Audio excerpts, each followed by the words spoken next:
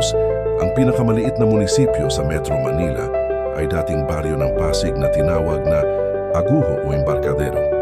Bago naging malayang bayan noong 1700s, kilala ito sa industriya ng pag-iibig